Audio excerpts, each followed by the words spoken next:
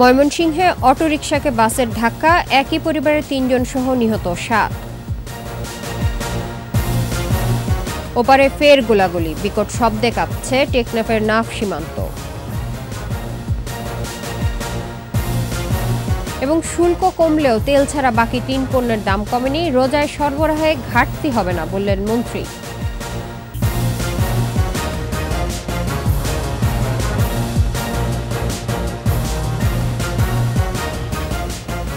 শুনছিলেন first security ইসলামী bank PLC সংবাদ শিরোনাম। আমন্ত্রণ ২১-এর দেশের সংবাদে। আপনাদের সঙ্গে থাকছে ইসরাত জাহান। দর্শক, ২১ টেলিভিশনের সংবাদ একই সাথে সরাসরি দেখতে পাবেন আমাদের ফেসবুক পেজ www.facebook.com/2124 অনলাইনে। ময়মনসিংহে বাস ও অটোরিকশার সংঘর্ষে ঘটনাস্থলে ৭ জনের মৃত্যু হয়েছে। নিহতদের মধ্যে একই পরিবারের ৩ জন রয়েছে। এই ঘটনায় ৩ সদস্যের তদন্ত কমিটি করা হয়েছে। নিহতদের দাফনের জন্য ২০,০০০ টাকা করে দেওয়ার ঘোষণা দিয়েছে জেলা প্রশাসন। বাসটি আটক করা হলেও চালক পলাতক। ময়মনসিংহ বিভাগীয় প্রতিনিধি আতাউর রহমান জুয়েলের রিপোর্ট, জানাচ্ছেন মাসুম আলিসা। সকাল 10:30টার দিকে ময়মনসিংহ সদরের আলালপুর এলাকায় শেরপুর থেকে ছেড়ে আসা ঢাকাগামী বাস ও বিপরীত দিক থেকে আসা অটোরিকশার সংঘর্ষ হয়। এতে অটোরিকশাটি দুমড়ে মুচড়ে যায়। ঘটনাস্থলে মৃত্যু হয় ৭ আরোহীর। নিহতের মধ্যে ফুলপুর এলাকার বাবুল আহমেদ, তার স্ত্রী শিলা ও তাদের ৭ বছরের ছেলে সাদমান রয়েছে। তার এক আত্মীয়র মৃত্যুর খবর পেয়ে ময়মনসিংহ যাচ্ছিল। নিহতদের পরিবারে চলছে শোকের মাতম। আমার স্বামী সিএনজি চালায়, সকাল ৯টা বাজে বের হয়েছে কোথায় যেত এটা তো আমরা জানতাম না। ৯টা-১০টা বাজে খবর আইছে যে অ্যাক্সিডেন্ট হয়েছে, আমরা আইসা পাইলাম না। এই গাড়ি দিয়ে আমার মাইশের বাসায় ভাড়া থাকি। এই জায়গায় আমার স্বামী ছাড়া আমার ফ্যামিলির ভিতরে কেউ নাই এই জায়গায়। দায়িত্ব আমার কেউ নাই, মানুষের বাড়ি ওয়ালাতাই, তারা বাড়াতাই, আমি ওয়ালাতাই। আমি মেইল কাজ করে ভাত খাই, আমার বেটার ডায়াবেটিস, গরম পড়া, কিচ্ছুই নাই, আমার কেউ নাই। এই ৩ জন হইল আমাদের রিলেটেড। কারা কারা কি নাম বললেন? শিলা, বাবলু মিয়া, সাদমান। স্থানীয়রা বলছে চালক বেপরোয়া গতিতে বাস চালানোয় এই দুর্ঘটনা ঘটেছে। তারা অবিলম্বে বাস চালককে গ্রেফতার করে আইনের আওতায় আনার দাবি জানান। আমরা যখন খেতে কাম করছি তখন উনি একটা শব্দ হয়েছে, আই দিয়ে অ্যাক্সিডেন্ট হয়েছে, আই দিয়ে বাসে আর সিএনজি অ্যাক্সিডেন্ট। বাসটার রং সাইডে যখন যায় তো সিএনজি বিভাগে পড়ে যায়। গাড়ির স্পিড ছিল, তো দেখা গেলো মুখোমুখি হওয়াতে দেখা গেলো যে সিএনজিটা গাড়ির নিচে চাপা পড়ে যায়। ৭ জন লোক ছিল, 7 জন ভরে জায়গাতে গাড়িতে মারা গেছে, একজন লোক রোডের উপরে পড়ে গেছে, আর 7 জন গাড়ির ভিতরে থেকে গেছে, ওরকে সব ছিটকে গেছে। খবর পেয়ে পুলিশ ও ফায়ার সার্ভিসের কর্মীরা এসে মৃতদেহগুলো উদ্ধার করেছে। জেলা প্রশাসক ঘটনাস্থল পরিদর্শন করেছেন। নিহতের প্রত্যেক পরিবারকে দাফন কাফনের জন্য আমরা ২০,০০০ করে টাকা দেব। আরও দুজন মন্ত্রণালয় থেকে আমরা ২০,০০০ টাকা। দুর্ঘটনার কারণে প্রায় ১ ঘন্টা সড়কে যান চলাচল বন্ধ থাকে। মাসুম আলিসা, ২১ টেলিভিশন। মিয়ানমারের রাখাইন রাজ্যে আরাকান আর্মি ও সশস্ত্র বাহিনীর মধ্যে সংঘর্ষে মর্টারশেল ও মুহুর্মুহু গুলির শব্দে কাঁপছে কক্সবাজারে টেকনাফের নাফ নদী সীমান্ত। আতঙ্ক বিরাজ করছে সীমান্তের লোকজনের মধ্যে। ভোর থেকে টেকনাফ উপজেলার নীলা, সাবরাং ও সেন্ট মার্টিন সীমান্তে ভারী মর্টারশেলের শব্দ পাচ্ছেন স্থানীয় বাসিন্দারা। তারা জানান, ভোরে অনেকের ঘুম ভেঙেছে ওপার থেকে আসা বিকট শব্দে। সীমান্তের ওপারে মিয়ানমারের বক্সিপাড়া থেকে প্রচণ্ড গোলার শব্দ আসছে, এতে ঘরবাড়ি কাঁপছে। এদিকে সেন্ট মার্টিন সহ সীমান্তে টহল ও নজরদারি জোরদার করেছে বিজিবি।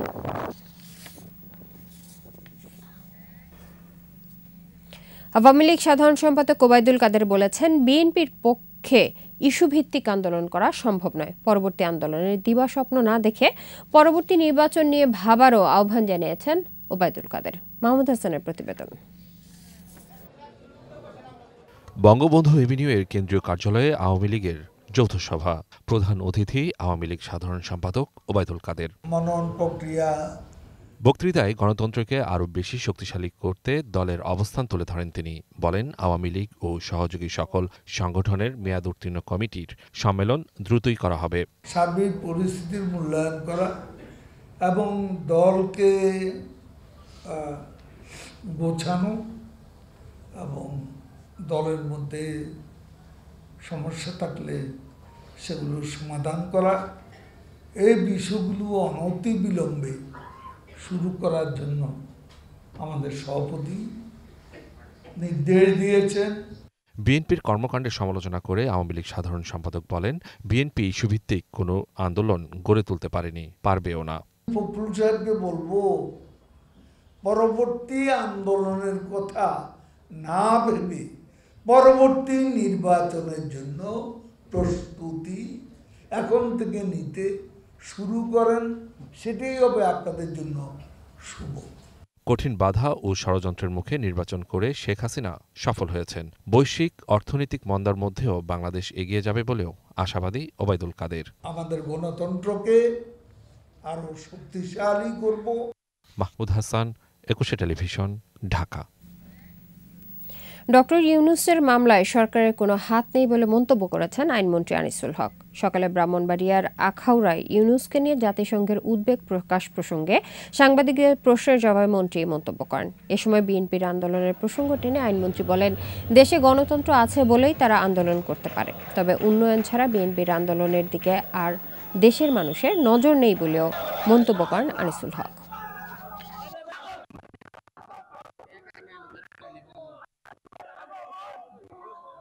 আমি স্পষ্ট করে বলতে পারি যে তিনি প্রথম কথা হচ্ছে ন্যাশনাল বোর্ড অফ রেভিনিউ তার বিরুদ্ধে মামলা করেছে, স্বাধীন দুর্নীতি দমন কমিশন তার বিরুদ্ধে মামলা করেছে, এইগুলি সরকারের কোনো হাত নাই। রোজার আগে দামের লাগাম টানতে চাল, চিনি, ভোজ্য তেল ও খেজুরের আমদানি শুল্ক কমালেও বাজারে ভোজ্য তেল ছাড়া আর কোনো পণ্যের দাম কমেনি। বেড়েছে আটা, ময়দার দাম। সবজির দাম কমলেও বেড়েছে পেঁয়াজের ঝাঁঝ। মুরগির দাম বেড়েছে কেজিতে 20 থেকে 30 টাকা। আরও জানাচ্ছেন পার্থসারথী। বাজারে শীতকালীন সবজি ছাড়াও আসতে শুরু করেছে গ্রীষ্মকালীন সবজি। শীতের সবজিতে ফিরেছে স্বস্তি। গত সপ্তাহের তুলনায় সব ধরনের সবজির দর 10 থেকে 20 টাকা কমেছে। তবে ঝাঁঝ বেড়েছে পেঁয়াজের। সপ্তাহের ব্যবধানে বেড়েছে কেজিতে 20 থেকে 30 টাকা। সিজন অনুযায়ী প্রথমে দিয়ে কিন্তু দাম কমে নাই, অনেকটাই দাম চড়া ছিল। তবে এখন আবার যাইয়া মোটামুটি হাতে গোনা 2-4টি আইটেম ছাড়াই বাকি সমস্ত আইটেমগুলোর দাম অনেকটাই কমতির দিকে বা অনেকটাই কমে গেছে অলরেডি। 116 টাকা কেজি পেঁয়াজ কিনে আমার এখানে আসা পর্যন্ত প্রায় 117-18 টাকা কেজি পরে দেবো। নিশ্চয়ই আমাদেরকে 125 থেকে 130 টাকা বেচা লাগবে। অনেক সময় কাঁচা পেঁয়াজ আনলে অনেকটাই ঘাটতি হয়, শুকায়, কিছু আমরা বাইচা আবার পালাইতে হয়। তো এই জন্য আমরা 125-30 টাকা কেজি পেঁয়াজ এখন বেচতেছি। ছুটির দিনে বাজারে ব্রয়লার ও কক মুরগির দাম বেড়েছে। গরুর মাংস বিক্রি হচ্ছে প্রতি কেজি 750 টাকা আর খাসি 1100 থেকে 1200 টাকায়। ওই সময়ও 700 টাকা, এখন 750 টাকা বা 800 টাকাও বিক্রি হয়েছে এখানে। ডিমের দাম রয়েছে আগের মতোই, তবে মাছের দর অন্য দিনের তুলনায় বেশ বেশি। দেশি কিংবা চাষ সব ধরনের মাছ কিনতে ক্রেতাকে গুনতে হচ্ছে বাড়তি টাকা। গত সপ্তাহ ছিল 190 টাকা, কিন্তু এই সপ্তাহে মালের দাম অনেক বাড়তি, 220 টাকা কেজি হয়ে গেছে ব্রয়লার। আর সোনালী মুরগি ছিল আপনার 290-300। গত সপ্তাহে এই সপ্তাহে তুলনামূলক আপনার 30 টাকা পার কেজিতে বাড়ছে, 320 টাকা কেজি। রমজানের সময় ডিমের বাজারটা স্থিতিশীল থাকে, আশা করি এবারও স্থিতিশীল থাকবে। মাছ এখন সরবরাহ কম, আর অনেক জায়গায় নদী নালার পানি টুনি শুকিয়ে গেছে, যার জন্য চাষবাস করার ওরকম জায়গা নাই। যে জায়গায় চাষ করে ওই জায়গার পানি পুনি শুকিয়ে গেছে না, এই জন্য চাষের মাছও অনেক দাম বাইরে গেছে। এদিকে নির্ধারিত 4টি পণ্যের সরকার শুল্ক মওকুফ করার পর শুধুমাত্র ভোজ্য তেলের দাম লিটার প্রতি কমেছে 4 টাকা, তবে বেড়েছে আটা ময়দার দাম। চাল ঊর্ধ্বগতিতে আছে, 100 টাকাতে প্রায় আপনার কত 5-7 টাকা 8 টাকা বাড়ছে। ভোজ্য তেল আপনার এই এক সপ্তাহে 5 লিটার তেলে 20 টাকা কমছে। বাজার নিয়ন্ত্রণে আরও বেশি তদারকির আহ্বান ক্রেতাদের। পার্থসারথী, একুশে টেলিভিশন, ঢাকা। এদিকে হিলিতে দেশীয় পেঁয়াজের দাম বেড়েছে কেজিতে 15 থেকে 25 টাকা। বরিশালে সপ্তাহের ব্যবধানে নিত্যপণ্যের বাজার চড়া। হিলিতে দেশি পেঁয়াজ বিক্রি হচ্ছে 100 থেকে 110 টাকায়। বিক্রেতারা বলছেন, ভারত থেকে পেঁয়াজ আমদানির কথা থাকলেও তা এখনো শুরু হয়নি, এতে সরবরাহ কমে যাওয়ায় দাম বাড়তি। এদিকে সপ্তাহের ব্যবধানে বরিশালে ভোজ্য তেলের দাম বেড়েছে লিটারে 2 থেকে 5 টাকা। ব্রয়লার মুরগির কেজিতে বেড়েছে 20 টাকা। খাসির মাংসের দামও বাড়তি।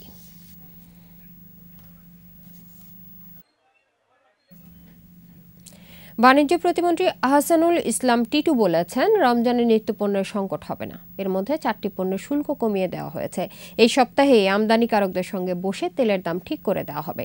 টাঙ্গাইলে নিজ বাসভবনে দলীয় নেতাকর্মীদের সঙ্গে মতবিনিময় শেষে সাংবাদিকদের তিনি বলেন, ভারত পেঁয়াজ ও চিনি রপ্তানিতে রাজি হয়েছে। রোজায় নিত্যপণ্যের নিরবিচ্ছিন্ন সরবরাহ থাকবে।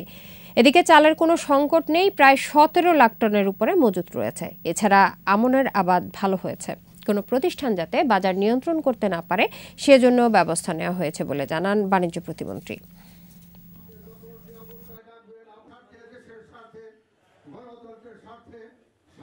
আগামী রমজান উপলক্ষে কোনো পণ্যেরই কোনো সংকট ইনশাল্লাহ হবে না। এর মধ্যে মাননীয় প্রধানমন্ত্রী সরাসরি নির্দেশে তেলের ট্যারিফ সহ আরও 4টি প্রোডাক্টের ট্যারিফ কমিয়ে দেওয়া হয়েছে বাণিজ্য মন্ত্রণালয়ের পক্ষ থেকে। এই সপ্তাহে আমরা আমদানিকারক এবং যারা তৈরি করে তাদের সাথে বসে তেলের একটা দাম আমরা ঠিক করে দিব এবং সেই সাথে আমাদের যে খেজুরেরও ট্যারিফ কমানো হয়েছে, সেটাও আমরা একটা যুক্তিপূর্ণ দামের মধ্যে সাধারণ মানুষ পাবে, এটাই আমাদের প্রত্যাশা। আমরা ভারতের সাথে যোগাযোগ করেছি। ভারত আমাদের পেঁয়াজ এবং চিনি সরবরাহের জন্য তারা রাজি হয়েছেন।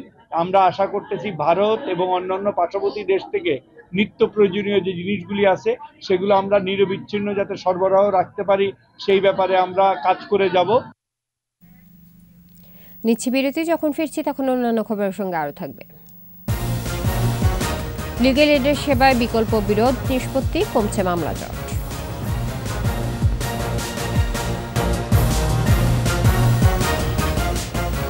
আমন্ত্রণ আবারও দেখছিলেন 21 দেশের সংবাদ। বাংলাদেশ উন্নয়নের পথে এগিয়ে চলেছে। সেই উন্নয়নের সুফল দেশের জনগণ ভোগ করছে বলে মন্তব্য করেছেন কৃষিমন্ত্রী ডক্টর মোহাম্মদ আব্দুস শহীদ। শ্রীমঙ্গলে সামাজিক নিরাপত্তা বেষ্টনীর আওতায় চিকিৎসা সহায়তা প্রদান অনুষ্ঠানে তিনি একথা বলেন। এ সময় মন্ত্রী স্থানীয় প্রশাসন ও নিজের দলের তৃণমূলের নেতাকর্মীদের এলাকার মানুষের প্রকৃত সমস্যা সরজমিনে দেখে সরকারের সকল সুবিধা ভোগে তাদের পাশে দাঁড়াতে আহ্বান জানান।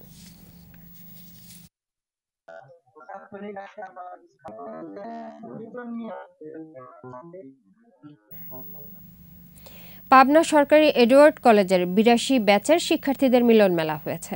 র্যালির মধ্য দিয়ে শুরু হয় দিনব্যাপী অনুষ্ঠান।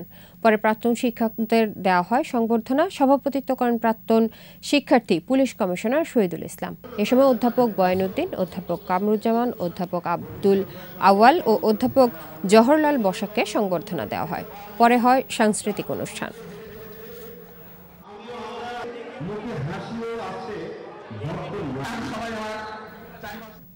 এবারে চট্টগ্রাম সংবাদ।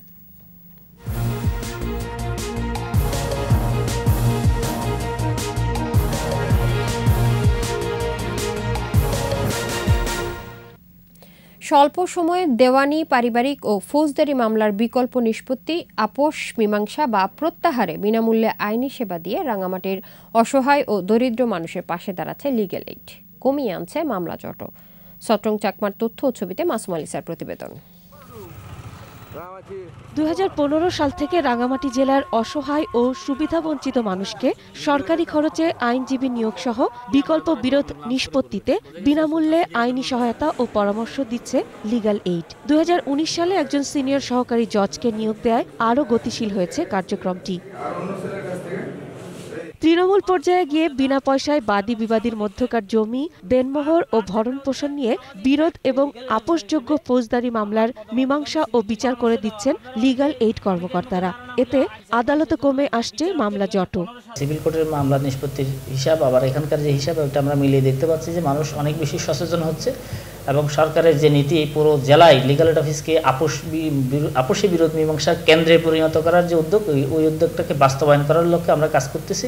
লিগ্যাল এইড কার্যালয় জানায় 2023 সালে 1332টি আপোষে নিষ্পত্তি হয়, 1481টি দেওয়ানি, পারিবারিক ও ফৌজদারির বিরোধের আদায় হয় 1,77,76,000 টাকা।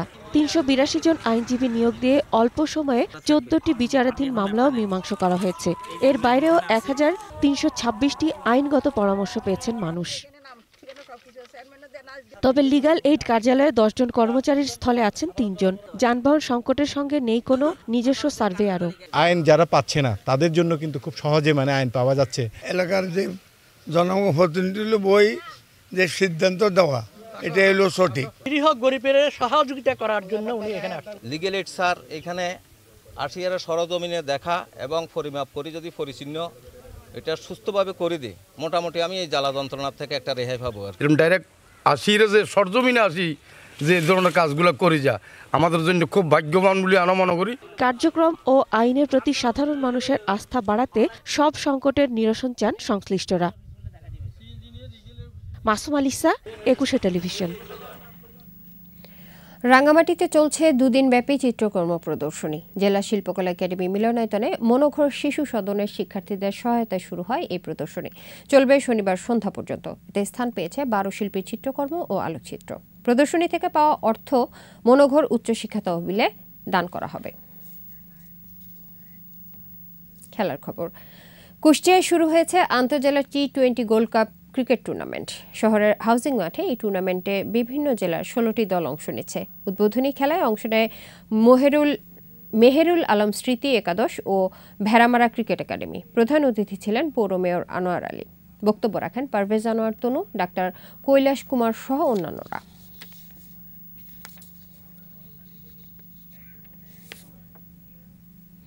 আয়োজন শেষ করব ফাগুনের রঙে রাঙা শিমুল বনের খবর দিয়ে।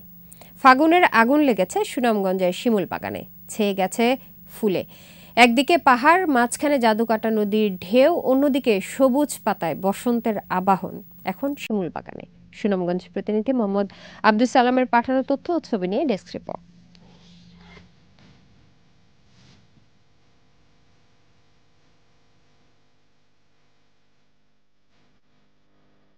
গাছে গাছে লাল শিমুল ফুল, ছেয়ে গেছে পুরো বাগান। প্রকৃতির এই বিমুগ্ধ রূপ দেখতে প্রতিদিন দেশের বিভিন্ন প্রান্ত থেকে ছুটে আসেন অনেকে। 2002 সালের দিকে প্রকৃতিপ্রেমী প্রয়াত জয়নাল আবেদিন এই শিমুল বাগানটি গড়ে তোলেন জাদুকাটা নদীর পাশে। নাম দেন শিমুলবাগ। উত্তর বড়বদল ইউনিয়নের বারাম নদীর তীর ঘেঁষেই মানিগাঁও গ্রাম। এ গ্রামের জয়নাল আবেদিনের 2500 শতক জায়গা একেবারেই অনাবাদি ছিল। এখানে উজান থেকে ভেসে আসে বালি। এই জমিতে তিনি রোপণ করেন 3000 শিমুলের চারা। 16 বছরে গাছগুলো বড় হয়ে রূপবতী ষোড়শীতে পরিণত হয়েছে। পর্যটকরা জানান, সুন্দর বিশাল এই শিমুল বাগানে এসে বিমোহিত তারা। শিমুল বাগান অসাধারণ একটা জায়গা, আর পাশে আছে নীলাদ্রি লেক, বারিকের টিলা, সব মিলে খুব ভালো লাগছে আর কি। বিশ্বাসযোগ্য ছিল না যে এরকম একটা দুর্গম রাস্তা পার হয়ে যে এত সুন্দর একটা ভিউ পাবো। পাশে পাহাড়, এক পাশে নদী, আরেক পাশে শিমুল বাগান, অত্যন্ত একটা সৌন্দর্যমণ্ডিত এলাকা। বন্ধু বান্ধব সবাই মিলে আসছে এখানে। এটা আসলে ফাগুনের একটা আগুন লাগছে এই শিমুল বাগানে। শিমুল বাগান সব মিলিয়ে প্রাকৃতিক পরিবেশ ভালোই লাগতেছে। শিমুল বাগানের কাছেই আছে বারেক টিলা। এই টিলায় বসে জাদুকাটা নদীর সৌন্দর্য উপভোগ করা যায় সহজেই। বাগানের বর্তমান মালিক রাকাবউদ্দিন জানালেন, তার বাবার নিজের হাতে তৈরি এই বাগান এখন শিমুল বাগান হিসেবে পরিচিত। বাবা এটা শখের বশবর্তী করেছিলেন, কিন্তু দুর্ভাগ্য আমার বাবার অ্যাক্সিডেন্টে মারা যাওয়ার পর এটা উপভোগ করতে পারেনি। কিন্তু এখন হাজার হাজার পর্যটকরা উপভোগ করতেছে এই লাল ফুল, বসন্তের আওয়া। আসলে এটা আমরা মিস করি আমার বাবাকে। আসলে মধুর বসন্ত এসেছে। মাসুম আলিসা, একুশে টেলিভিশন। আর এর সাথে শেষ করছি একুশের দেশের সংবাদ। তবে যাবার আগে ফার্স্ট সিকিউরিটি ইসলামী ব্যাংক পিএলসি সংবাদ শিরোনামগুলো আরও একবার। ময়মনসিংহে অটোরিকশাকে বাসের ধাক্কা, একই পরিবারের 3 জন সহ নিহত 7।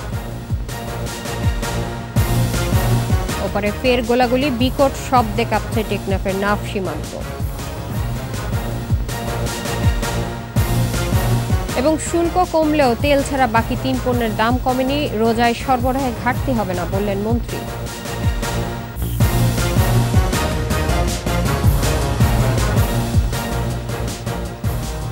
সর্বশেষ খবর জানতে ডায়াল করুন 201 নম্বরে, আর ভিজিট করুন 21-com এই ওয়েবসাইটে। এছাড়া ফেসবুকে ভিজিট করতে পারেন facebook.com/2124 অনলাইনে। এতক্ষণ সাথে থাকার জন্য ধন্যবাদ। পরের সংবাদ সন্ধ্যা 7টায় দেখার আমন্ত্রণ রইল। 21-এর সাথেই থাকুন।